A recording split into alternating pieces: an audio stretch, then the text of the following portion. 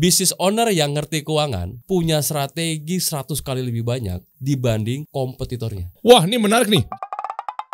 Kita kasih solusi. Coach Yusak. Wah. Halo Bang Dery. Apa nih panggilannya? Oh, Dery aja cukup. Dery jangan. Saya kalau panggil coach lebih ke pelatih basket takutnya. Kalau saya nggak cocok. Wah, ini akhirnya datang juga. Kenapa? Karena banyak UKM yang membutuhkan Coach Yusak nih. Ya. Mereka berpikir bahwa gua omsetnya tinggi nih Der, tapi kok duitnya nggak ada ya? Ya. Terus juga gue pengen banget kayak Shopee, kayak Tokopedia. Ya. Terus ada juga muncul pertanyaannya, kok gue nggak growing ya? Oh berarti gue udah saatnya butuh investor nih. Iya. Jangan-jangan belum cocok tuh? Belum cocok. Betul. Ini nih, kita mulai dari awal aja gimana nih Coach? Boleh. Dari mana aja? Dari mana aja ya? Yang penting kasih solusi buat para teman-teman UKM yang lagi kesulitan mengenai keuangan. Siap, insya Allah. Siap. Kita akan bagi-bagi. Ya dong. Sebelumnya biar penasaran, kita ngobrol mengenai kisahnya Coach Yusak dulu nih. Ini yang ditunggu-tunggu nih. Ya. Berawal dari kapan atau mungkin backgroundnya apa? Pernah gak sih ngalamin sisi berdarah-darah kayak teman-teman yang UKM yang lagi rasakan sekarang? Ya. Atau mungkin apa? Itu dari situ sampai akhirnya nanti memberikan solusi kepada kita semua. Ya. Gimana caranya menjadi startup yang nempel menjadi top of mind di benaknya konsumen? Ya. Dan pertanyaannya sebenarnya gini, apakah top of mind itu selalu Market leader. Nah, gitu kan. Mantap.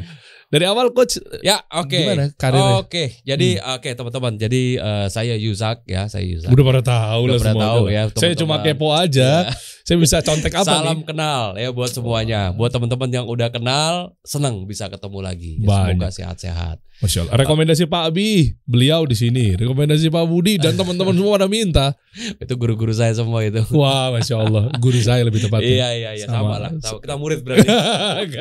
Gimana Coach? Oke, jadi kenapa saya banyak bantu keuangan ya dari sisi keuangan. Jadi singkat cerita dulu itu tahun 2010 saya sama Pak Budi nih ceritanya. Jadi sama Pak Budi keliling-keliling Indonesia membantu UKM. Jadi betul-betul turun ya bantu UKM ke daerah-daerah, ke pelosok-pelosok. Oh, yang SBM? Ya SBM awal-awal. Jadi saya sama Pak Budi sama-sama berdua tuh mendirikan SBM. Oke. Ya, jadi saya sama Pak Budi, jadi Pak Budi resign sebagai profesional gitu ya. Saya bantu mendirikan yayasannya beliau waktu itu. Akhirnya kita keliling-keliling. Nah, kita ngelihat sebenarnya Indonesia ini potensinya gede. Oke. Baik dari sisi sumber daya alam, gitu ya. Rempah-rempah, udah itu produk yang dihasilkan. Bagus-bagus. Kalau kita ke daerah Sumatera, daerah mana segala macam bagus. Pertanyaan kok nggak ada yang bisa gede ya? Kan gitu ya. Jadi kan aneh ya. Jadi data pemerintah dulu tuh begini datanya. Usaha di Indonesia itu 98, sekian persen adalah UKM.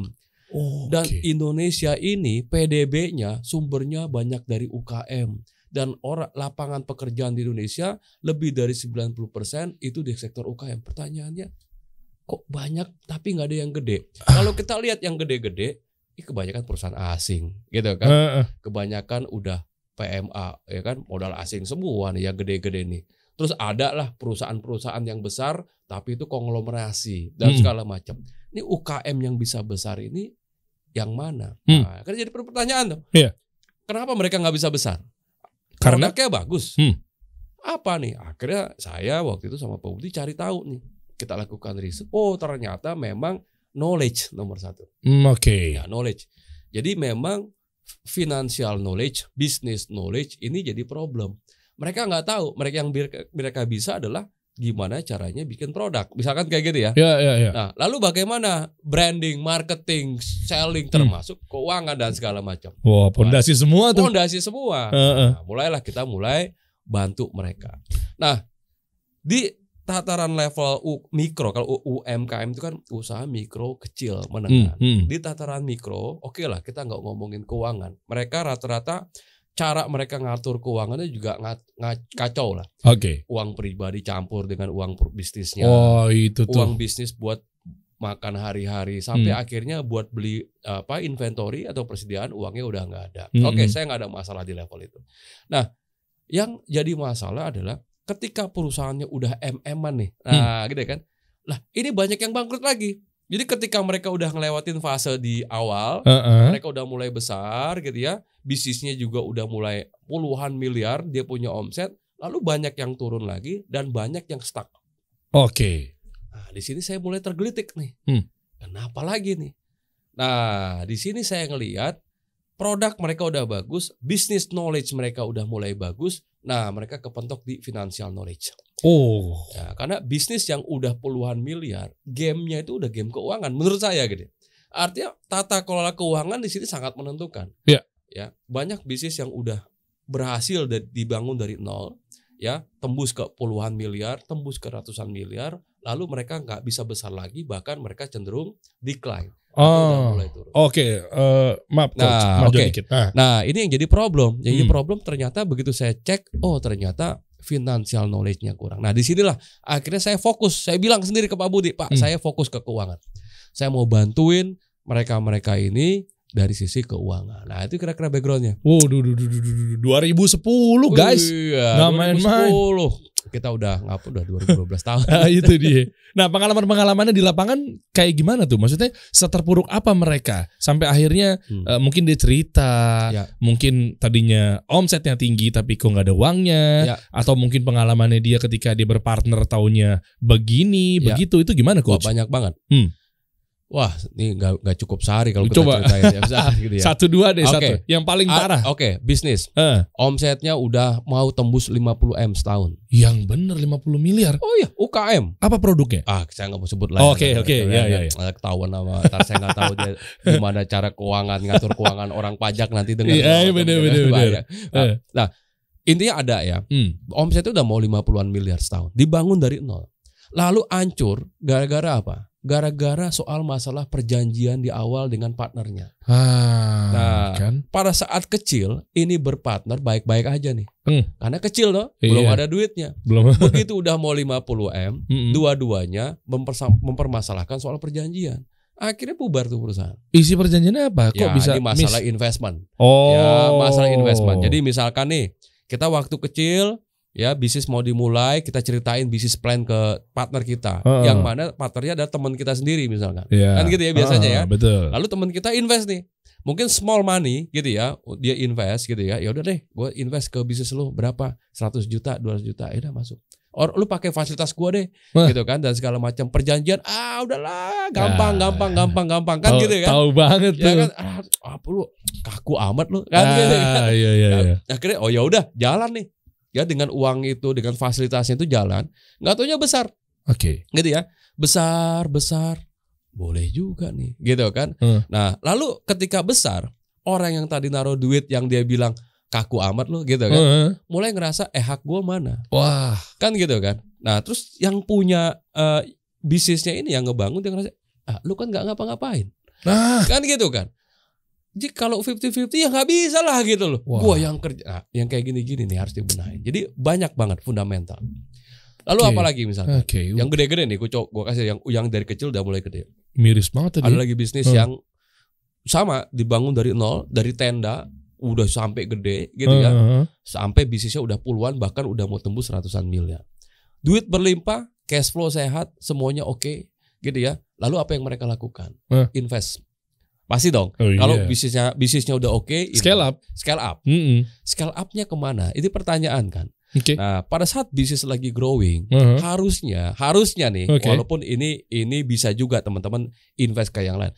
Harusnya invest untuk dapetin market lebih besar. Market share. Gitu ya. Market share diperbesar dong. Fokus ke R&D, bikin produk baru, gedein market kan gitu kan. Loh, ini dia punya duit nganggur lah bisa dibilang. Dia bangun pabrik. Tujuannya apa? Nah, ini kita lihat ya. Ini menarik. Bukan market share, tapi malah bangun pabrik. Ya, ngamanin supply chain atau? Nah, jadi gini. Kalau kita punya duit, bisnis lagi hot-hotnya, momentum lagi dapat, harusnya kan kita hajar terus tuh market kan. Biar kita dapat jadi market leader. Biar brand kita bisa dikenal. Biar ujung-ujungnya valuasi kita bagus, kita bisa IPO dan segala macam. Momentum lagi ada. Yang perlu diingat adalah bisnis itu kadangkala dikasih momentum cuma sekali, kan gitu kan. Coba deh, kita punya bisnis momentum lagi. Begitu momentumnya lewat, susah banget tuh naikinnya tuh. Nah, ini Ya, udah lagi landai gitu susah lagi tuh. Susah banget, apalagi udah turun. Ya. Apalagi konsumennya udah mulai pindah ke brand yang lain. Aduh, susah kan. Nah, ini lagi bagus, harusnya kan digedein marketnya. Lalu duit yang ada itu dia bangun pabrik. Oke, ngamanin supply chain. Yang pertama, yang kedua adalah ningkatin profitability. Kenapa? Karena bahan bakunya selama ini dia beli dari supplier. Ya. Dia ngerasa kalau suppliernya kita cut, kita bikin sendiri, kayaknya lebih untung. Ya gampang gini, misalkan ya, kita beli sosis 7.000 dari supplier. Kalau bikin sendiri sosis mungkin bisa 5.000. Iyalah. Oh, kan gitu ya. Wah, kan 2.000 lumayan nih.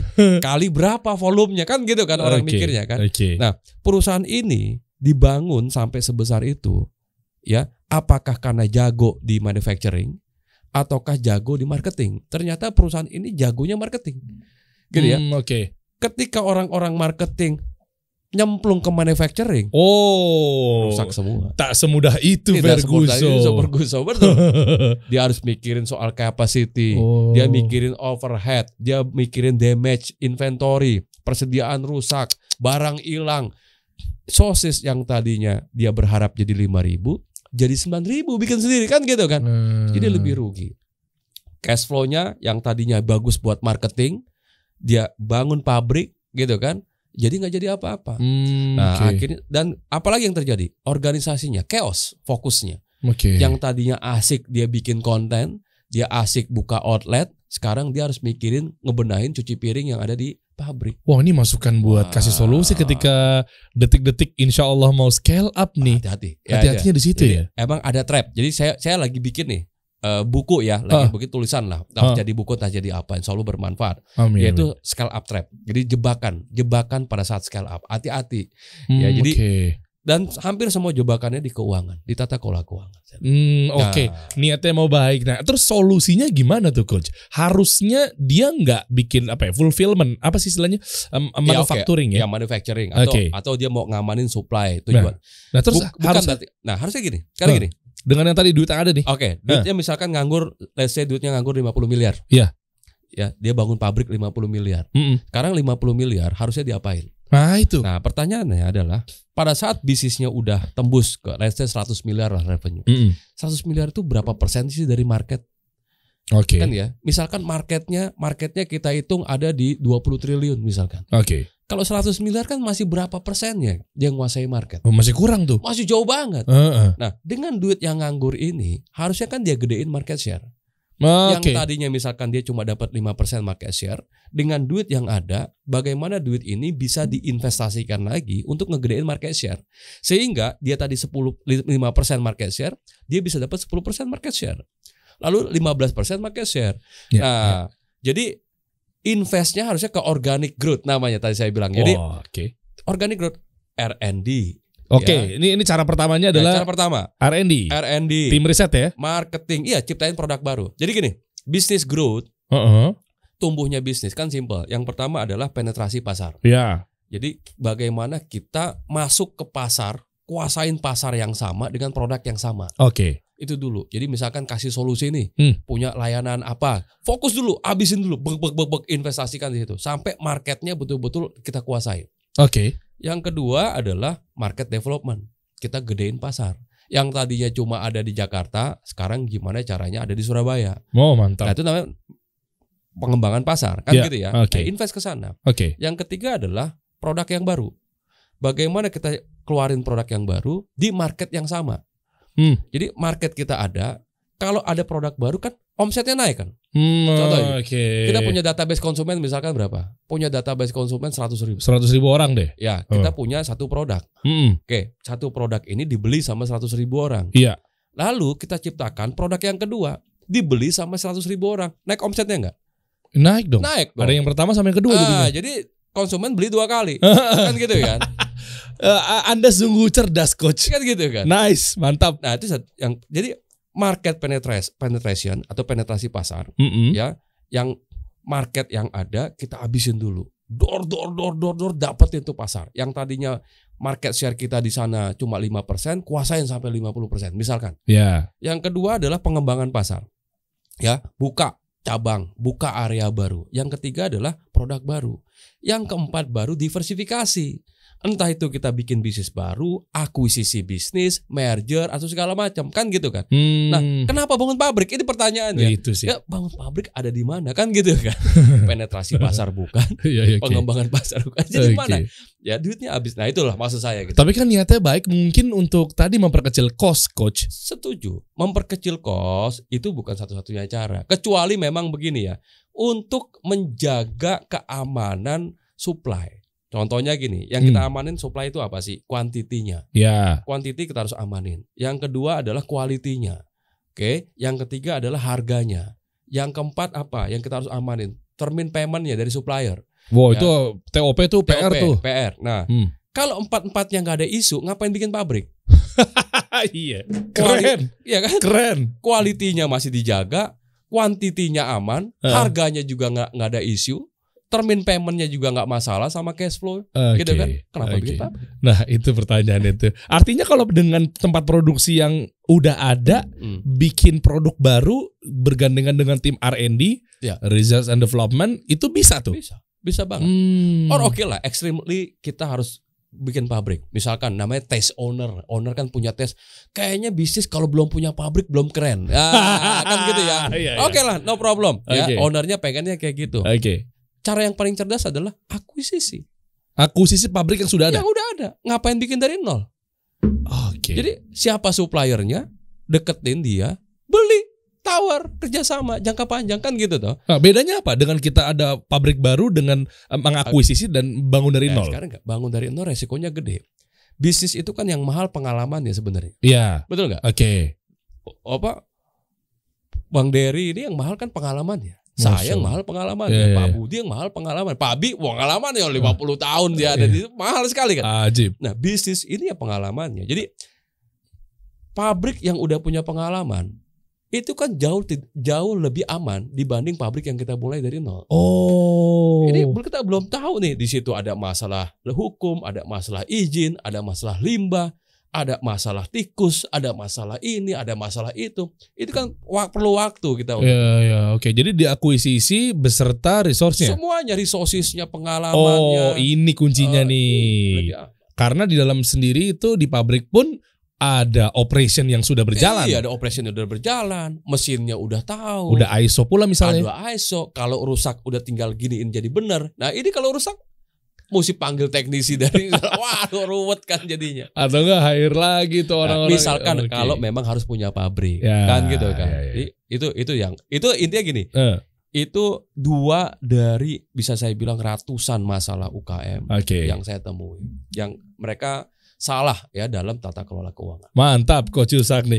Luar biasa. Kalau ngomongin UKM lagi pasti kan gak lepas dari yang namanya apa ya? Kalau ngomongin omset sih Pak Budi ntar ketawain saya sih. Omset nggak ada revenue gitu. Ada revenue. Oke lah pakai bahasa UKM aja lah. Omset aja omset. Omset ya, ada omset. Nah, artinya omset ujung-ujungnya kan gimana caranya dikurangin biaya produksi atau cost, nanti keluarnya profit. Ya. Kalau ngomongin profit artinya bergandengan dengan keuangan. Nah, untung dari perusahaan itu kebagi menjadi berapa tuh Coach biasanya? Apakah memang untungnya habis dari sini oke nih untungnya kita nih atau banyak sebenarnya masalah untung? Ya gini. Untung itu kan gini, bisnis ini kan ada yang jadul, ada yang kekinian gitu ya. Saya mulai dari sini untuk jawab pertanyaan itu. Saya meneliti ya, ini pendapat opini saya pribadi. Ada dua pembeda besar ya, gap yang besar antara pebisnis di Indonesia saya bilang atau UKM atau small business gitu ya di Indonesia dengan di luar. Pertama adalah tentang penggunaan teknologi. Ya, di luar itu mereka hampir semuanya udah menggunakan teknologi. Mau dari teknologi di supply chain-nya, di warehouse-nya, di people SDM, di market-nya, semuanya udah pakai teknologi. Nah, yang kedua di kita masih kadang manual semuanya ya. Yang kedua adalah tentang financial literacy. Kalau ngomongin valuasi, itu orang di luar, soalnya pebisnis di luar, mau dia lulusan finance kayak, mau bukan lulusan MBA kayak, mereka ngerti tentang valuasi. Tentang kelola keuangan, mereka tahu tuh. Nah, di kita enggak, sebaliknya gitu. Nah, jadi buat saya dua hal yang membedakan antara bisnis di Indonesia dengan di luar. Teknologi dengan financial literacy. Nah, dampaknya apa financial literacy? mereka tahu yang namanya untung rugi, ya untung rugi itu ada 3 tempat sebenarnya menurut saya. Oke, ya. 3 tempat nih masalah 3 keuntungan tempat. ya. Ada untung tuh banyak tempatnya. Oh, bukan cuma satu itu. Gak cuma satu. Dari sumber. omset potong biaya produksi itu salah satunya. Ya, itu salah satunya. Okay. Sekarang kita lihat ya, banyak bisnis yang secara operasional rugi, tapi untungnya di mana? Di neraca, kan gitu ya. Okay. Karena kalau kita laporan keuangan tuh yang paling umum ada 3 kan. Ada laporan laba rugi. Nah, ini yang tadi disebutkan sama Bang Dery tuh. Oke. Omset dikurangi biaya. Nah, ini namanya laba rugi. Laba rugi. Oke, catat nih UKM catat nih. Ya, UKM ya. Nah, yang kedua adalah neraca. Di neraca ini ada aset. Ya. Oh, itu larinya ke valuasi? Iya, valuasi. Jadi aset ini ada 2 jenis. Ada aset yang berwujud, ada yang tidak berwujud. Yang intangible itu. Oh, intangible sama tangible. Ya, salah satunya adalah misalkan brand. Ya kan? Kalau brandnya dikenal, berapa nilai dari brand? Wah, dihitungannya lagi. Ada hitungannya lagi. Kita pakai memvaluasi brand. Jadi ini disebut dengan capital gain. Oke. Nah, jadi itu capital gain. Ini juga menguntungkan. Nah, yang ketiga harus kas. Sekarang kalau kita lihat ya, sekarang bisnis itu udah mengarah bagaimana untuk nggak rugi nggak apa-apa. Yang penting arus kas gua sehat. Oke. Yang penting gua dapat duit kas yang banyak. Kita sebut ya Starbucks. Gitu ya. Starbucks itu bisnisnya apa sih? Bisnisnya kan kalau kita lihat ya kopi, produk. Iya. Padahal Starbucks itu lebih bank. Ya, Starbucks bank is more bank than hampir semua bank di dunia. Masa iya? Jadi Starbucks itu ternyata adalah bisnisnya bank lebih dari bank-bank yang udah ada. Iya. Kenapa saya bilang gitu? Dari Karena mana? duitnya Starbucks lebih banyak dari duitnya bank. Kan gitu kan? Dengan memutar uang-uang customer. Dari mana? Okay. Dari Starbucks card. Ya. Starbucks Di kantong saya ada Starbucks card nih. Isinya nggak pernah kurang dari 500.000. Oke. Ya. Untuk apa? Untuk saya beliin produk Starbucks. Dan duit itu kan deposit bentuknya.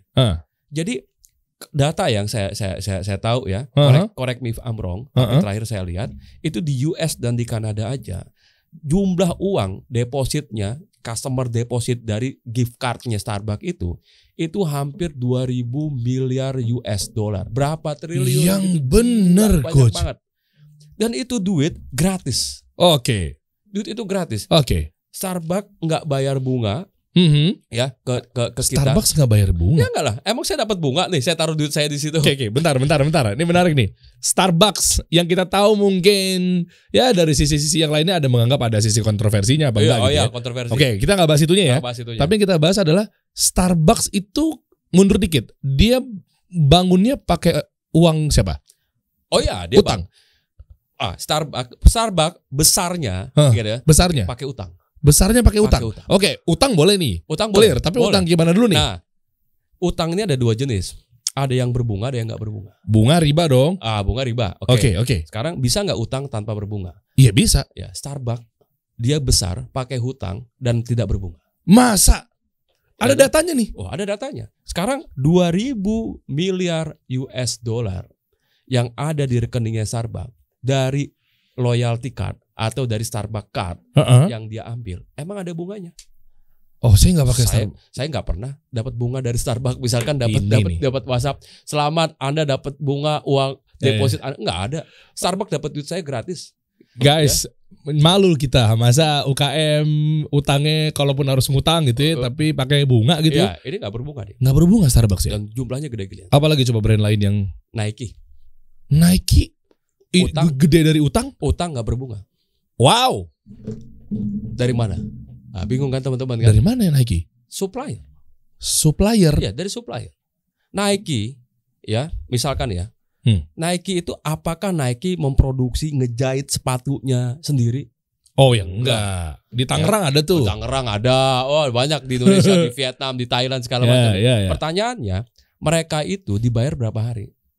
Mungkin lebih dari 90 hari. Tempo utang dulu. Tempo dong. Dan sekarang gini ya kita ya. Contoh kita dapat telepon dari Nike nih. Bro, mau nggak lu bangun pabrik? Ini gua ada nih sepatu Nike nih yang gua mau produksi nih. Mau nggak kita ambil? Nike loh. Ya, tertarik lah kita kan. Tapi pembayarannya 120 hari bro. Oh, mikir tuh gitu. Utang dulu tuh. Kayak boleh juga nih kan gitu kan. Kayak boleh juga gua. Nike akhirnya diambil nih. Nah akhirnya Nike itu dapat produk dari suppliernya dan dia dapat termin payment yang panjang sekali. Oh, kan gitu ya. Keren. Jadi dia utang dari suppliernya. Iya. Lalu bagaimana dia dapat duit dari customernya? Bisa jadi cash. Sekarang dia bangun Nike.com. Saya doyan lari nih by the way. Gue kalau beli sepatu tuh di Nike.com. Kelihatan dari fotonya. Tuh. Gue lari tuh. Tuh kan Coach Yuzak Finance tuh lari tuh.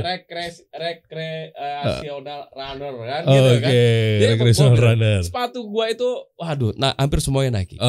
Sepatu lari gitu. Dan itu gue beli di Nike.com. Dan itu langsung masuk ke Nike itu duit itu.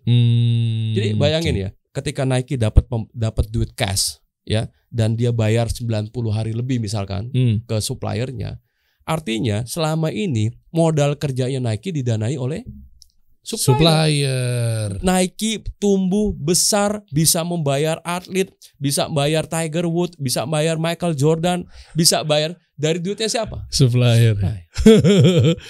Ada bunganya? Enggak ada bunganya. Ya. Ini menarik nih. Tuh, saya mau coba dari sisi kontradiktifnya. Kenapa dia harus utang? Kenapa nggak langsung? Kan gede.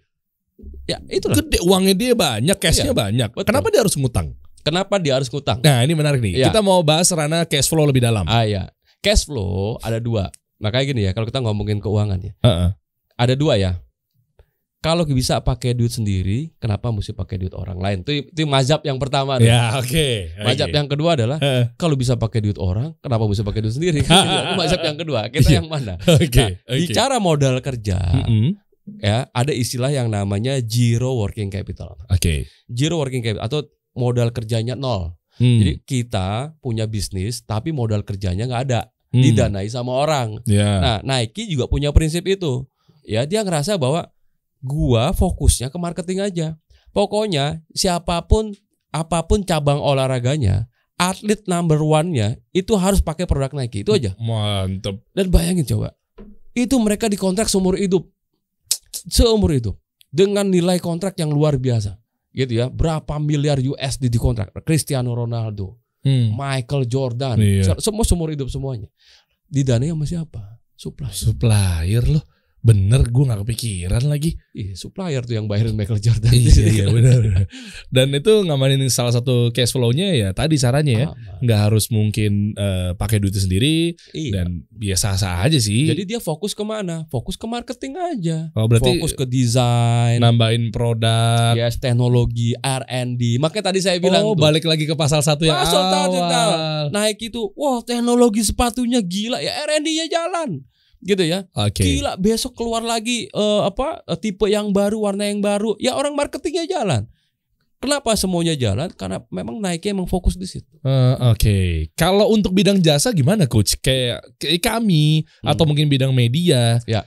Apakah sama penetrasinya dengan yang nggak ada bedanya. Contoh misalnya kita coba simulasiin aja. Kasih solusi adalah media. Ya. Artinya dari sisi mana kita harus ketika scale up, kalau ngomongin produk kan ya dia harus tim R&D naikin produk baru apa segala macam. Lah kayak kita apakah channel baru atau seperti apa, atau mungkin dikuatin dari sisi kapitalnya atau seperti apa? Apakah memang kita harus buka bisnis baru lagi? Begini, buka media baru, TV baru lagi apa segala macam? Gini, kita mulai dulu dari market size. Hitung dulu ya. Mau jasa kayak mau produk kayak sama aja. Nah pertanyaannya adalah kita ada di media. Media ini size dari bisnisnya itu berapa sih? Kalau kita jadi market leader, let's say kita menguasai 60% dari market, itu berapa triliun sih duitnya? Ya kita harus tahu dulu gitu. Ini marketnya berapa triliun? Berapa gede duitnya? Lalu kita dapat berapa sekarang? Sekarang kita mungkin masih 0,000 dari market gitu kan. Jelas. Nah, yang kedua adalah untuk bisa penetrasi market, kita pakai kendaraan apa? Nah, kasih solusi kendaraannya apa nih yang lagi misalkan podcast sih saya kata ya. Ini kendaraannya. Gitu ya. Atau yang lain pakai kendaraan yang lain. Ada yang pakai media TV, itu kan kendaraan aja menuju untuk market dari media yang besar ini.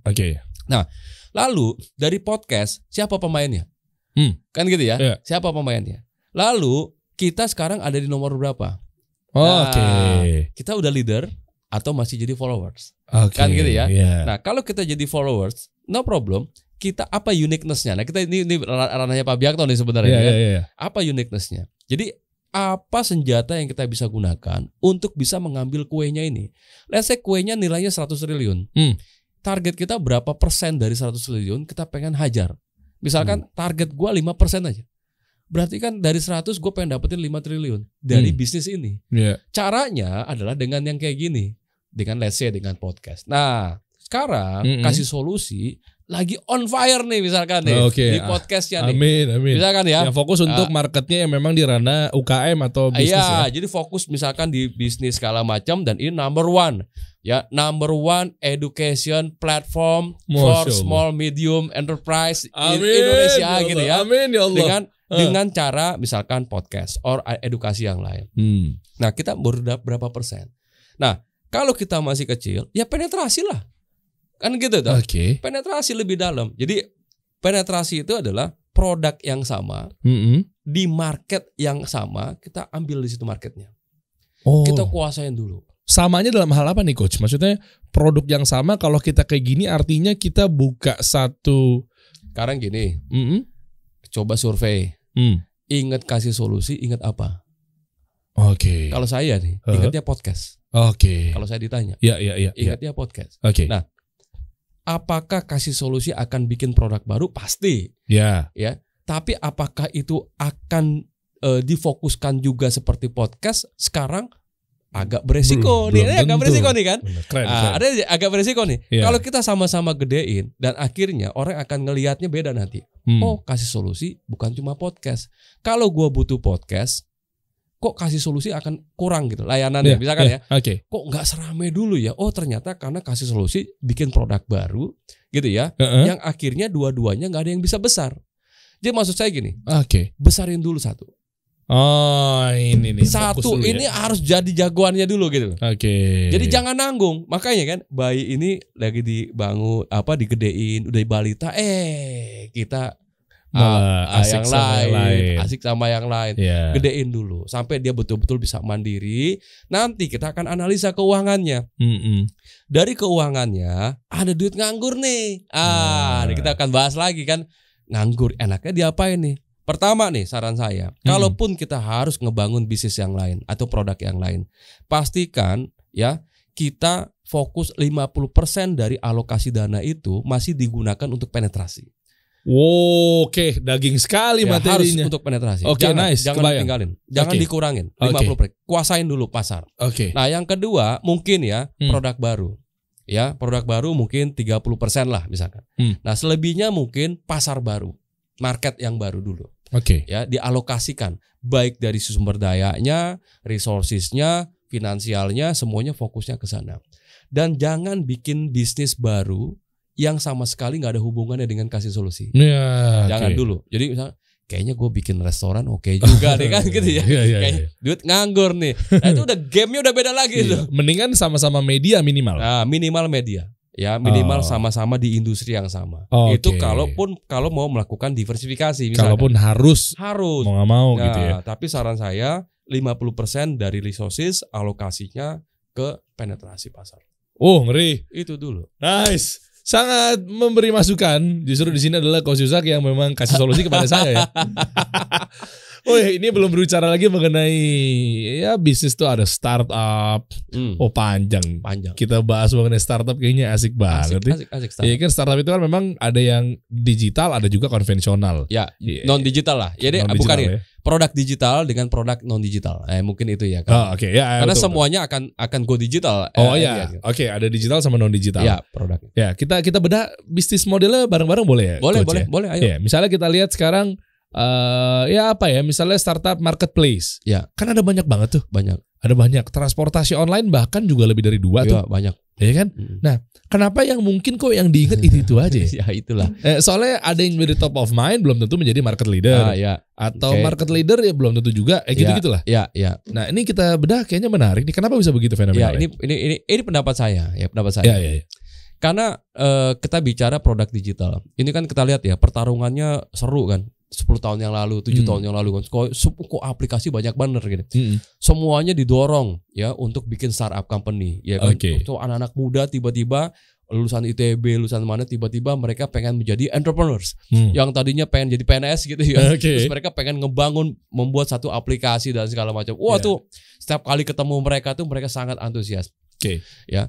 Marketplace, wah banyak banget. Ada si merah, si oranye, si hijau, si biru, banyak banget. Ya banyak. Lalu di transportasi ada si hijau, ada hijau tua gitu kan, ada yang si kuning, ada si oranye kan banyak banget. Ya, nah lalu itu pertarungan. Lalu mereka kasih promosi yang gila-gilaan kan, diskon di sini segala macam. Oh gila. Terus orang mikir, apa iya mereka untung gitu kan? Untung nggak mungkin untung ah. Tapi kok kalau nggak untung masih jalan terus ya. Lalu dikasih jawaban, kita nggak untung memang, kita lagi bakar duit kan gitu ya. Orang pengamat mengatakan seperti itu. Bakar duit tujuannya apa? Akuisisi pasar, dapetin database, karena mereka tahu ujung-ujungnya adalah big data utilization kan gitu kan. Wah ini big data segala macam. Nah ujung-ujungnya sekarang udah berbeda. Jadi ibaratnya gini, pertandingannya dimulai sekitar 10 tahun yang lalu gitu ya. Sekarang ini udah ada podiumnya. Udah ada podium nih. Jadi udah ada pemenang. Siapa nih kalau maraton nih. Nah, podiumnya ditentukan sama kita. Sama kemampuan kita atau keinginan kita menginstal aplikasi yang sama itu. Saya contoh. Kita di handphone ya. Coba kita buka nih. Kita buka. Ini kita buka indikator bahwa nilai atau mungkin kekuatan si startup ini kira-kira sampai mana? Yes. Dan yang cepat menjadi top of mind kayak seperti apa dan berapa jumlahnya? Ya, berapa jumlahnya? Sekarang kita lihat marketplace. Oke, sama-sama kita buka ya. Ya, di saya marketplace cuma 2 nih. Oranye dan hijau. Iya lagi. Kenapa? Sama. Ada yang ketiga nggak? Ada yang ketiga nggak? Ketiga kalau di sini nggak ada. Nggak ada. Adanya di kepala. Di kepala ada. Tapi yang di sini nggak ada toh. Kan nggak mungkin ya kita mau beli sesuatu lalu kita nginstal lagi aplikasi yang udah ada aja kan gitu. Oke. Jadi pemenangnya udah 2 nih untuk marketplace, si hijau dan si merah. Jadi si hijau dan si oranye. Ya si hijau dan si oranye. Jadi proses bakar duitnya udah selesai. Oh jadi ini bisa dikategorikan ini indikasi bahwa dia yang menang. Yang menang podiumnya. Berarti yang di luar yang di selain hijau sama oranye ini nggak bakal bisa nyusul. Nah India harus ngerubah bisnis modelnya. Harus ngerubah bisnis model. Mau nggak mau. Kalau dia ngotot untuk dengan nambah venture capital lagi, suntik lagi, gedein lagi. Bisa tapi resikonya gede. Kenapa? Jadi dia ini hijau sama oranye ini dia udah nguasain. Orang udah nyaman. Gitu ya, semua solusi udah diberikan. Lalu kenapa gue mesti pakai yang lain? Jadi kita sebagai pengguna ya. Kalau ada yang ketiga, ya mungkin gue akan install. Tapi ujung-ujungnya gue akan ngeliat mereka udah fokus sekarang ke layanan customer service. Mereka udah lebih membuat kita lebih happy. Bagaimana mereka meretain customernya itu udah ada semua. Mereka udah lakukan. Jadi buat si yang lain-lain, si merah, si biru, si ungu, mereka harus rubah bisnis modelnya. Mereka harus masuk ke market dengan angle yang lain. Either mereka main di misalkan spesifik produk gitu ya, or mereka spesifik market, or B2B, or apa. Jadi mereka akan fokus ke yang lain. Karena yang B2C seperti marketplace seperti ini kayaknya hijau dan oranye kita harus akui dia udah. Oke, tapi gini coach, ada juga malah di luar hijau sama oranye. Ya. Ada yang IPO duluan. Nah, itu beda lagi ceritanya tuh. Si merah IPO duluan. Iya. Kita nggak ngomongin tentang begitu IPO langsung selak gitu ya. Yang nggak ada hubungannya sih sebenarnya. Iya, tapi maksudnya artinya kan udah proven di merah dong. Harusnya kan dia menjadi market leader yang paling utama. Harusnya dia bisa menjadi top of mind yang paling utama. Betul. Pertanyaannya adalah apakah perusahaan yang IPO itu adalah perusahaan yang terbaik? Belum tentu sih. Banyak perusahaan yang lebih bagus malah go private. Malah mereka cabut tuh dari bursa tuh. Karena benar itu bagus-bagus. Tapi kan masyarakat jadinya lebih proven kenapa dia berani naruh duluan. Karena kan ownership-nya jadi publik. Nah itu betul. Jadi, tapi bukan berarti menjadi tolak ukur bahwa dia sukses ya? Bukan. Ya karena IPO itu tujuannya banyak kan. Oh iya sih. Tujuannya kan banyak. Ada yang tujuannya pengen exit, ada yang tujuannya pengen apa, cari duit macam. Atau juga dia kekurangan duit. Ada bahkan bisa lihat sebaliknya. Dia IPO berarti dia kekurangan uang. Kan gitu kan. Anda sarkas sekali, saya suka ya. Bisa kan gitu ya. Itu gak sebut nama. Itu analisa. Ada kan kita ngelihat bahwa produk digital ujung-ujungnya adalah siap produk mana yang akan diinstal sama konsumen. Ya. Dan akan berlama-lama. Jadi bagaimana customer itu install, download, install, dan nggak nge-delete dan menggunakan, kan gitu kan? Wah, hijau orange sih fix. Hijau orange. Gitu, sorry banget nih merah, biru, ungu dan teman-temannya. Sorry banget. Kalau untuk versi gue ya. Oke, karena kita mana? Messenger ya? Ya 2 lagi. 2 lagi. Hijau sama biru muda ya kan? Kalau hijau dipakai untuk daily, biru muda buat ngirim-ngirim file yang gede. Ngirim file yang gede gitu kan. Cuma 2 aja nih. Ini atas bawah lagi kalau di gua nih. Atas bawah. Oh, kalau gua di grup-grupin. Di grup-grupin ya. Udah 2 semua udah. Nanti kita bedah ya. Kenapa sih mentoknya cuma 2 di genggaman para konsumen ya? Ini consumer behavior ya, itu yang harus dianalisa ya. Transportasi coach. Ada 2 juga. ada 2 juga, ada sama tuh warnanya tuh, hijau 2-nya hijau. Yang ini juga. Sama ya, sama itu. 2 juga. Kan ada kuning. Katanya banyak kepindah loh dari hijau ke kuning loh. Ini menarik nih. Kan itu kenapa coach? Artinya bisa sangat memungkinkan gitu ya. Kalau ada satu si kuning, dia punya dana yang besar, dia mau masuk ke market. Ya, tapi perlu diingat juga bahwa sekuat-kuatnya dia ujung-ujungnya akan 2. Jadi podium ini kalau orang lomba lari ya, itu cuma ada juara 1 dan cuma ada juara 2. Harusnya podium ada 3. Nah, podiumnya harus ada 3 nih. Iya. Problemnya konsumen nggak mau ada 3. Kenapa? Kenapa nggak install 3 tuh? Kenapa nggak? Artinya kita sendiri kayaknya terlalu banyak ya kalau 3 ya. Jadi udahlah 2 cukup. Nah, si kuning yang ini mau coba masuk nih. Entah siapa yang mau dia kalahkan. Ada beberapa tujuan. Pertama, dia masuk tujuannya apa? Pengen menjadi nomor 1 or pengen menjadi nomor 2. Itu satu, tujuan pertama. Oke. Tujuan yang kedua adalah gue masuk tujuannya ganggu market. Oh, ada yang begitu ya? Ada tujuannya ganggu. Dia ngeganggu market. Lalu dia ganggu, keuntungannya dia apa? Dia berharap dicaplok, diakuisisi. Oh. Entah nomor 2 yang akuisisi, entah nomor 1 yang akuisisi. Jadi nanti biasanya yang akuisisi nanti nomor 2 untuk bisa bersama-sama mengalahkan si nomor 1. Jadi kayak gitu. Tujuannya tuh beda-beda mereka. Bisa juga nggak disuntik mati ditinggalin biar nggak ada pengganggu. Itu salah satu caranya. Kan waktu dulu tuh ada sempat yang transportasi juga ada si hitam nih. Ya, ada. Itu kan hilang sekarang. Ya, hilang. Setelah diakuisisi sama hijau. Ya, akuisisi sama hijau. Bisa juga. Kok tiba-tiba dihilangin? Hijau mengakuisisi hitam untuk memperkuat. Ya. Oke. Tujuannya untuk terus memperkuat. Tutup tuh. Ya, dia tutup. Entah kenapa, kita nggak tahu ya story-nya di belakangnya. Oke. Jadi kalau antara 1 dan 2 yang memungkinkan ada beberapa tujuan ya dia nyaplok ya. Pertama adalah untuk memperbesar. Kayak misalkan si Go dengan si To. Ya. Gabung. Untuk gedein kan. Ya. Ekosistem. Jadi ujung-ujungnya itu ekosistem. Nah, mungkin akhirnya nanti misalkan nih si Ijo, si Go, ya si Go ini dia dapat market share 50%. Oke. Si Ijo, si G yang satu lagi, gitu ya. Dia dapat market share 30%. Sementara si kuning dia nomor 3-nya 20%. Nah, akhirnya ada beberapa pilihan nih.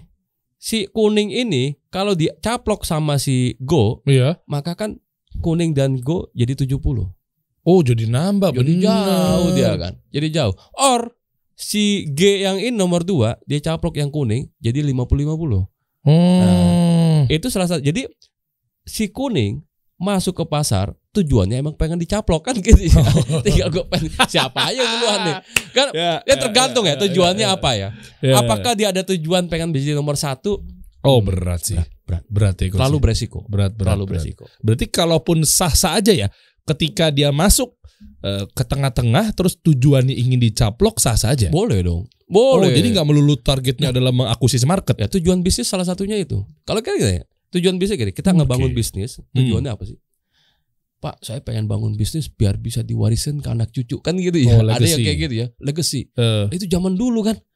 Sekarang itu bisnis-bisnis zaman dulu udah hilang semua. Kodak. Oh iya. Almarhum. Gitu ya. Terus Nyonya Menir. Udah habis juga gitu loh. BlackBerry, Nokia.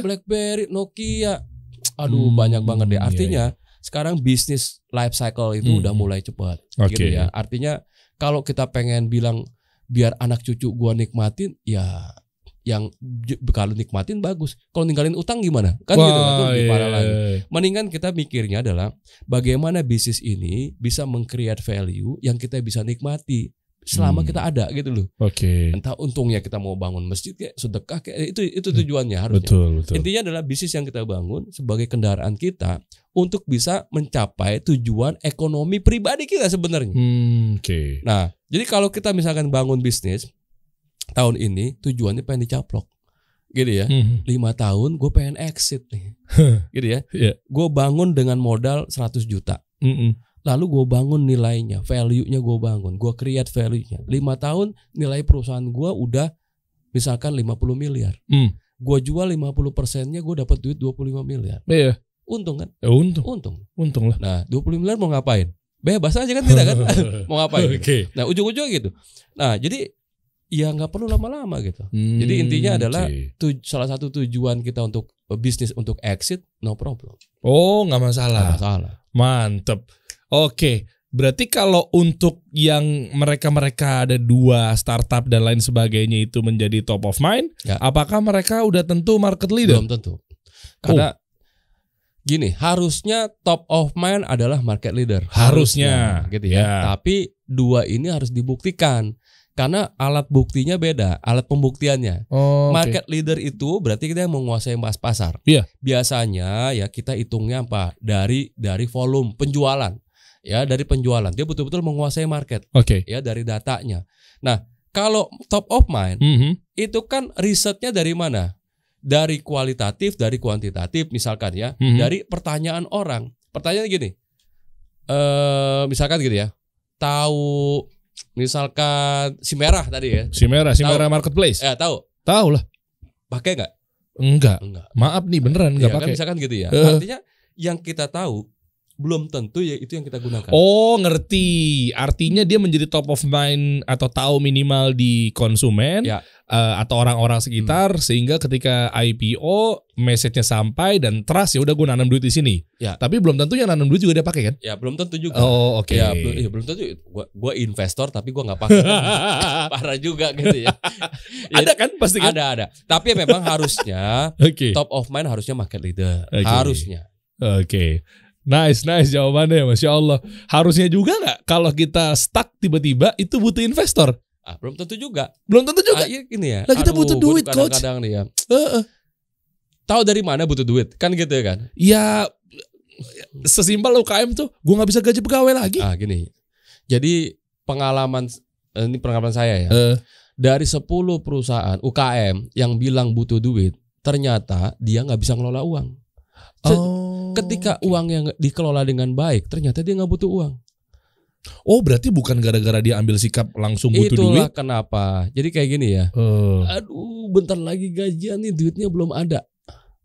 Terus dia ngerasa gue butuh duit, gitu ya. Akhirnya dia berpikir cari utangan atau cari investor atau cari segala macam. Nah, dia lupa bahwa duit yang dia akan ambil dari luar untuk bisa menutupi kepusingannya dia tadi itu ada biayanya. Iya. Ada biayanya. Dia lupa. Nah, akhirnya karena dia panik, dia cari yang paling gampang deh. Pakai apa ya? Pakai hutang. Nah, hutang ada yang berbunga tadi ya, ada yang nggak berbunga, ada yang bunganya gede, ada yang segala macam. Akhirnya karena dia pengen bayar gaji karyawan yang tadi dia pikir nggak punya uang, dia pakai utang. Dia pakai utang. Utang ada biayanya, dan ada fixed cost-nya, ada bunga dan segala macam. Iya, udah buru-buru ambil sikap, ambil ada bunganya, riba lagi. Lalu dia bayar tuh, dia bayar tuh gaji karyawannya, selesai tuh masalahnya bulan itu. Bulan depannya, karena akar masalahnya bukan di situ, karena dia nggak bisa ngelola uang, akhirnya susah lagi tuh. Oh iya. Kok perasaan kemarin baru udah ngutang. Kok sekarang uangnya udah habis lagi. Lalu setelah saya lihat pertama sini, coba lihat datanya. Ini true story. Ya, lihat datanya. Ternyata memang ada hal-hal yang dia nggak analisa. Pertama tentang modal kerja. Ternyata memang perputaran modal kerjanya dia kurang bagus. Jadi gimana gini? Dia bayar ke suppliernya cash tiap hari. Dia jual melalui reseller. Atau melalui distributor. Yang mana distributornya bayarnya 30 hari. Jadi duitnya dia harus bayar ke supplier tiap hari dan dapat duit sebulan sekali. Dari modal perputaran modal kerjanya dia udah kalah. Oh, udah kalah. Mau berapapun disuntikin, itu akan jadi masalah terus. Nah, pertanyaannya adalah suntik terus atau benahin manajemen keuangan. Oh, benahin sih, bener. Gitu kan? Benahin dulu. Jadi lu mau suntik lagi, itu cuma kayak apa ya? Kayak obat penghilang demam. Padahal penyakit utamanya bukan itu kan. Simptom aja. Oke. Nah, obat penghilang demamnya itu kan ada efek sampingnya juga. Iya. Ada bunganya, ada segala macam. Yang lama-lama biaya jadi besar. Lama-lama tuh masalah tuh ngegulung. Akhirnya harus selesai itu perusahaan. Oh, harus dibenahin berarti. Jangan-jangan mungkin kita nggak butuh investor. Jangan-jangan nggak butuh dana dari pihak ketiga. Jangan-jangan kita bisa tumbuh pakai duit sendiri dan segala macam. Jangan-jangan kayak kasus si Merah, pengennya terlihat untung, profit, tapi ternyata dari investment yang dari kapital bilangnya untung, capital gain. Bisa nggak kayak gitu? Ya, bisa aja. Ya banyak lah, banyak caranya. Kalau kita, makanya saya bilang, kalau kita ngerti keuangan, ya kita punya strategi bisnis 100 kali lebih banyak dibanding kompetitor kita yang nggak ngerti keuangan. Wah, ini menarik nih. Harus diulang, di highlight, di bold. Coba. Business owner yang ngerti keuangan punya strategi 100 kali lebih banyak dibanding kompetitornya. Wow. Yang nggak ngerti keuangan. Kita kasih lihat ya, contohnya. Kita ngomong sekarang di luar bisnis digital, bisnis F&B. Yang udah bilang unicorn siapa? F&B unicorn Kopi Kenangan. Kopi Kenangan. Iya. Ya. Siapa dia? Ownernya? Edward. Maksudnya siapa namanya apa? Co-foundernya siapa? Co-foundernya. Coba lihat di LinkedIn-nya. Jay-Z. Apa background-nya dia? Jay-Z bukan sih? Bukan deh. Coba lihat. Kok gue lupa sih? Kita buka LinkedIn ya. Coba. Bukan sini aja. Ngapain kita buka? Coba. Kok gue jadi lupa sih? Edward kan? Ya. Maksudnya dia siapa gitu? Ya, siapa backgroundnya? Lihat LinkedIn ya. Kita lihat LinkedIn. Oke, kita lihat LinkedIn ya. Siapa? LinkedIn. Apakah dia orang F&B atau dia orang keuangan? Itu ya kita lihat ya. Wow, seru sekali. Kenapa bisnisnya bisa besar gitu? Episode kali ini, waduh. Oke, buka James. James Prananto. Oh iya lagi. Aduh, dia orang. Oke, James Prananto. Buka James Prananto. Ya. Dari kepala nih. Lihat LinkedIn ya. Oh iya. Oke. Itu buka. Ya. Oke. Itu udah kelihatan sih sebetulnya. Tapi nggak apa-apa. Investment analyst. Coba kita buka LinkedIn lebih dalamnya ya. Ya. Oke. Oh iya, dia ada nggak cuma Edward doang ya? Nggak cuma Edward. Dia ada co-foundernya. Oke. Co-founder. Coba kita lihat James Prananto. Oke. Bawah. Investment analyst, Bakri, assistant head investor corporate finance. Di investment analyst. Ya. Oke, show all. Ya. Oh, oke. Bawa lagi. Oke, manajemen consulting. Ya. Bawa lagi. Oh, baker. Oh, oke. Analis. Lihat satu, yang lainnya nggak apa-apa. Oke. James, orang keuangan ya. Okay. Dia orang keuangan. Ini. Dia orang keuangan. Dia kalau lihat backgroundnya dia nggak ngerti kopi kan, lihat dia ngerti lah industri. Tapi bukan berarti dia menjadi para jajaran direksi dan dia kalau bukan orang keuangan juga bisa-bisa aja kan? Ya, bisa aja. Artinya gini. Misalnya gini, Pak Abi jadi CEO di sebuah perusahaan gitu. Ya bisa aja. Oke. Artinya sangat memungkinkan. Artinya gini. Kalau di belakang kita ada orang yang ngerti keuangan, gitu ya, bisnis kita punya strategi 100 kali lebih banyak. Apa kata saya bilang tadi kan? Jadi di belakangnya kayak dia misalnya dia sebagai Chief Business Development. Iya, Chief Business Development. Nah, Edwardnya kan CEO-nya. Nah, berarti kan dia Business Development, atau misalnya saya kan backgroundnya media and marketing, ada partner saya bedanya misalnya bisnis. Ya. Artinya kita bisa jadi hire CFO yang memang kompeten di bidangnya. Ya, harus ngerti. Kita lihat ya artinya. Oh, gini cara mainnya, guys. Ya, harus ada orang keuangan. Bagaimana dia bisa ratusan cabang buka sekaligus? Pertanyaannya. Ya kan, kalau dia nggak ngerti keuangan. Memang sekarang sih kasih solusi memang belum ada sih orang CFO-nya sih, Coach. Kita juga lagi hiring juga sih. Gak perlu CFO juga sih sebenarnya. Oh, gak perlu CFO. Gak perlu CFO juga. Konsultan ya, gitu. Cari partner, cari teman ngobrol, teman ngopi segala macam. Ya bisa sih, ada beberapa saham yang mau dilepas sih. Kalau langsung dipegang sama Coach Yusak mah, wow. Ya, tinggal artinya gini. Ini produk bagus ya. Coach. Produk bagus. Kan sayang ya. Kan tadi saya bilang ya, ini mungkin relate dengan cerita saya di awal waktu saya membantu UKM tahun 2010. Ya. Produknya bagus, tapi nggak ngerti cara ngebisnisnya gimana. Akhirnya produknya nggak jadi apa-apa toh. Oke. Nah, Kopi Kenangan produknya bagus. Yang ngelola ngerti bisnis. Dan di dalamnya juga ada orang yang ngerti keuangan. Nah, itu. Ada yang ngerti investment. Dia udah hitung. Hitungannya gini. Sekarang kalau gue buka cabang sampai 1000 cabang. Ya. Bagaimana caranya? Pertama, gue buka cabang pakai keuntungan yang ditahan atau laba ditahan. Bisa dong? Bisa. Oke. Return earning. Ya. Mungkin 50 tahun sampai 1000 cabang. Oke. Ya. Waktunya kan panjang lama. Yang kedua, gue pakai hutang. Bisa nggak? Bisa. Ada biayanya, ada resikonya, ada segala macamnya, gitu ya. Nah, yang ketiga gue franchise atau kemitraan. Bisa juga, gitu ya. Franchise secara 1000 cabang berarti 1000 investor. Itu grup WhatsApp investornya ya udah ada lebih dari 5. Karena satu grup 200 orang ya. Kita tiap hari ngeladenin investor komplain, puyeng juga kan kalau kayak gitu. Nah, dia pakai cara apa? Bagaimana caranya 1000 cabang, satu investor aja. Jadi gue ngurusin investornya cuma satu. Jadi gue nggak puyeng nih. Gitu loh. Fokus gue adalah business development. Gue kembangin, nggak ngurusin investor yang berisik gitu kan. Nah, ini kan caranya dia. Lalu bagaimana dia meng-create value? Bagaimana investor tertarik? Dia buat value-nya. Dia lihat bikin bisnis plan-nya, dia bikin feature dan segala macamnya. Makanya saya bilang at the end of the day, ujung-ujungnya menurut saya kan nggak tahu ya, ujungnya Kopi Kenangan nggak cuma jualan kopi kok. Waduh, ini udah dibaca nih kayaknya sama Coach Yusak nih. Karena udah tahu nih. Coba kita baca. Kalau McD ujung-ujungnya ya dia real estate ya, dia jual properti. Oke. Dengan cara dengan adanya McD apartemen naik tuh. Ya, nilainya. Ya, semuanya naik. Iya. McDonald bagaimana sih McDonald itu berbisnis properti?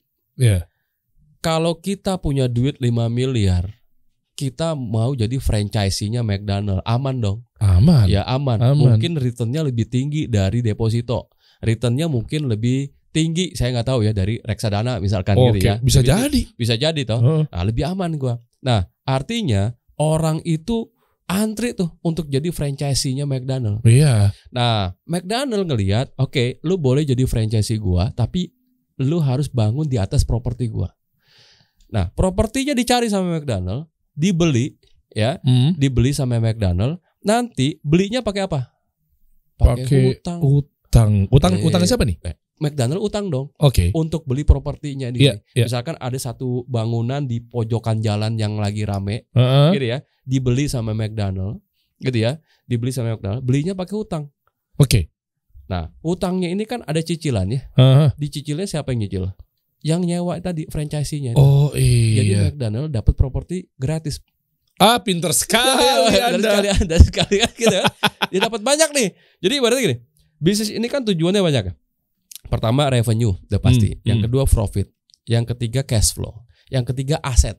Yang keempat yang kelima capital gain. Oke. McDonald dapat semua. Revenue-nya dia nambah dengan cabang baru. Profit harusnya dengan omset naik, harusnya profit jadi naik. Yang kedua cash flow-nya McDonald sehat banget. Pembayaran dari customer cash.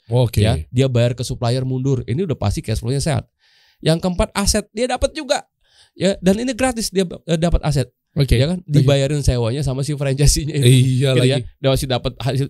Yang ketiga, yang kelima apa? Capital gain. Ya dapat menang. Jadi intinya bagaimana sekali mendayung 5-10 pulau terlampau. Duh. Itu cuma dari keuangan itu. Cuma dari keuangan nih. Cuma dari keuangan. Saya harus nyari CFO yang kuat ketika ada suntikan investor nih, insyaallah nih. Iya kan? Iya, artinya betul. bisa-bisa aja dengan kita menggandeng satu CFO yang atau mungkin Chief Financial Officer yang memang dia kompeten di bidangnya, dia bisa atur tuh. Iya. Barengan sama business development game-nya. Ya, dia bisa setting game-nya. Ya, jadi seorang CFO itu dia harusnya nggak cuma ngatur keuangan, tapi dia juga bisa membantu menjadi strategic partner dari CEO dan atau foundernya untuk membuat gamenya. Ini gamenya mau dibuatin apa? Oke. Saya dapat gini aja nih Coach Yusak nih. Ketika saya mau mencari CFO, artinya kan orang-orang itu harus pintar di bidang keuangan. Ya. Nah, kalau memang ternyata peran CFO udah di orangnya ini udah ada di mana-mana, misalnya udah keisi di perusahaan-perusahaan segala macam. Akhirnya kan harus ada menerbitkan dan menelurkan atau melahirkan orang-orang baru yang memang dia menjadi bibit CFO. Ya. Bisa dong? Bisa. Nah, dengan cara dia harus belajar keuangan. Betul. Nah, caranya gimana kalau mereka belajar di Smart Financial Map? Ini kalau Coach Yusak sendiri yang bimbing. Ayolah bimbing. Lu jago dulu. Lu belajar sama Coach Yusak, ya, udah mantep. Lu bawa CV lu ke PT Kasih Solusi Usaha Indonesia. Bocorannya insya Allah kita akan jalan bareng investor yang bakal gede banget. Wah. Insya Allah. Kita harus didesak untuk scale up nih coach. Tapi kita butuh CFO yang kuat. Betul. Belajar dulu keuangannya. Ya minimal lu dari bawah lu belajar lu gua gabungin di sini, kita bangun bareng-bareng Kasih Solusi, gimana, setuju nggak? Oh, setuju banget. Ilmu menjadi CFO ada nggak? Ada semua di ilmu keuangan ini. Lengkap. Lengkap. Jadi bisa mereka jembatanin bisa menjadi direktur keuangan mungkin suatu saat nanti di perusahaan. Betul. Jadi gua kebetulan bikin beberapa kelas ya, Jadi to be honest, gue baru aja resign dari sebagai CEO. Jadi gue juga CEO by the way. Ya gue CEO, ya ada perusahaan consumer gitu ya. Dan baru per 1 September kemarin udah pergantian. Padahal gue udah minta resign dari 2020-an.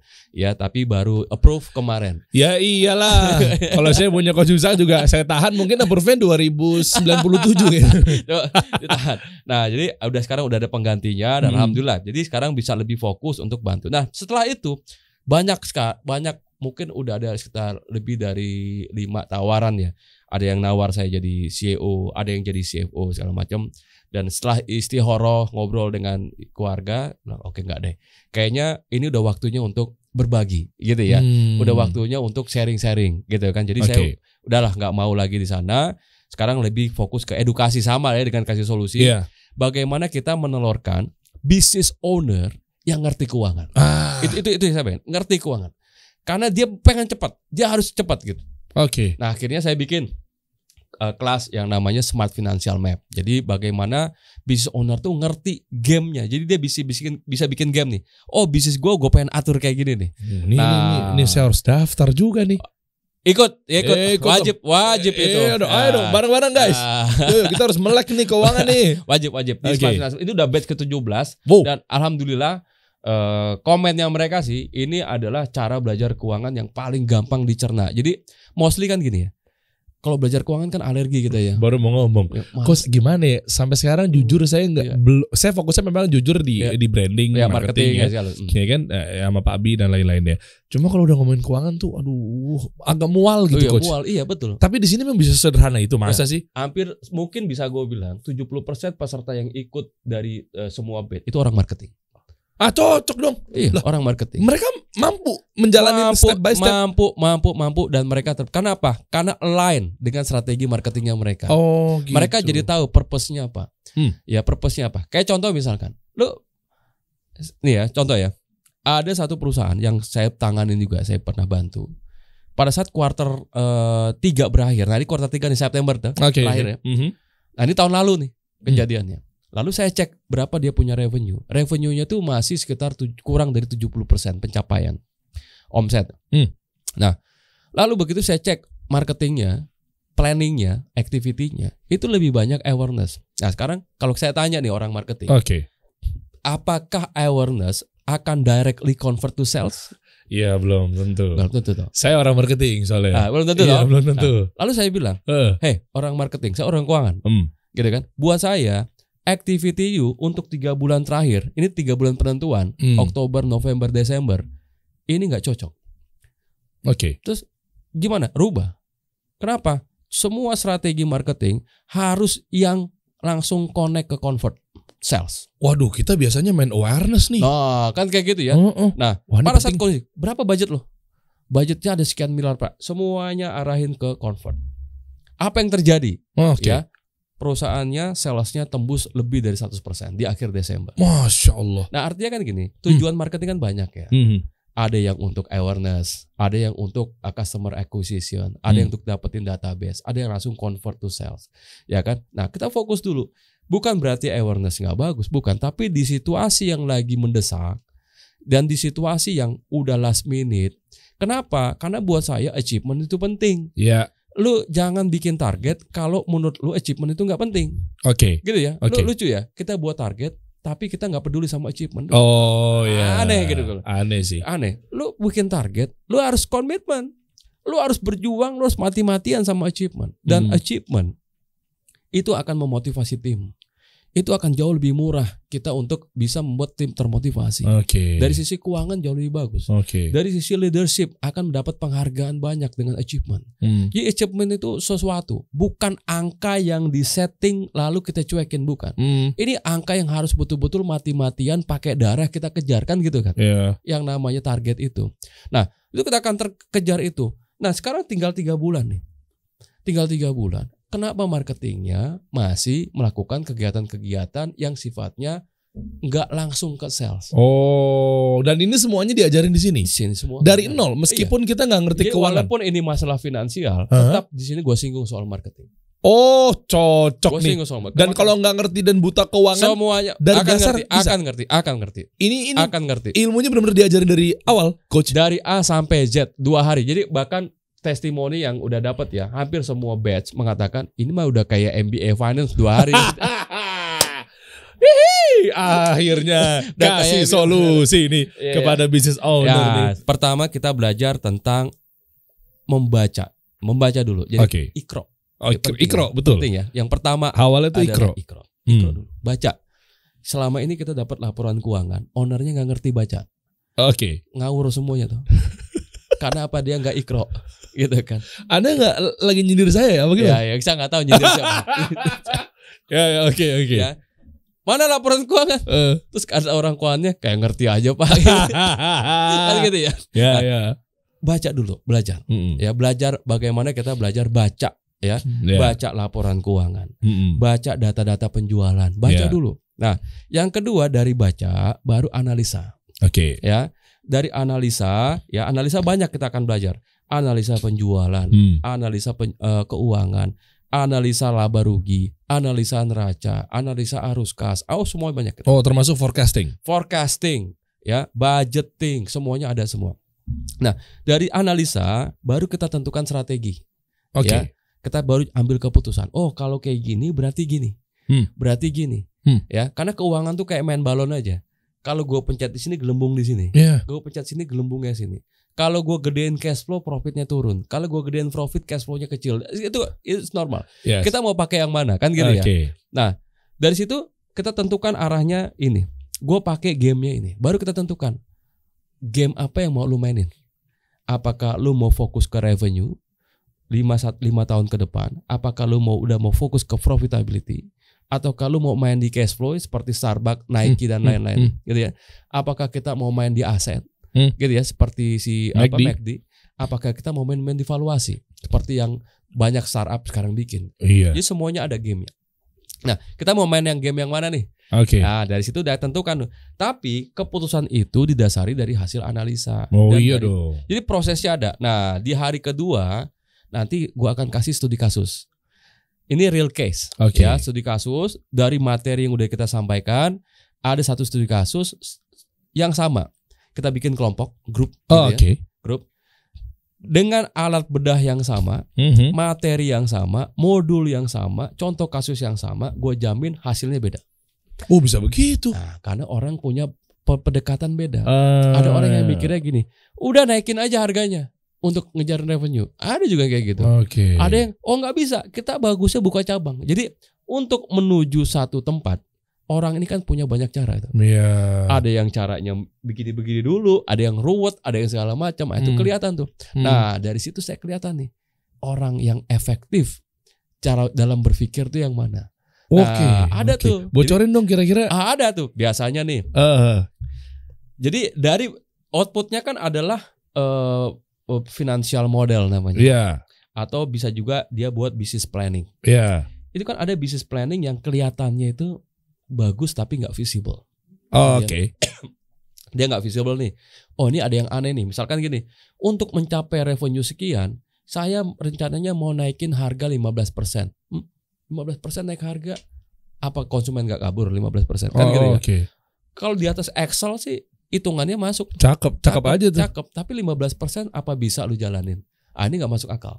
Gitu Okay. ya. Lalu ada lagi yang lebih smart, misalkan untuk bisa ningkatin profitability, kita matiin produk yang penjualannya kecil dan marginnya tipis.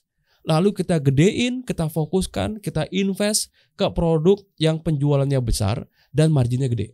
It's very smart. Okay. Jadi dia dari analisanya kelihatan nih. Yeah. Sehingga organisasinya, bisnis prosesnya semuanya jadi lean. Jadi lebih ramping. Yang akhirnya perusahaannya jadi lebih ringan, larinya lebih kencang, profitnya jadi bagus.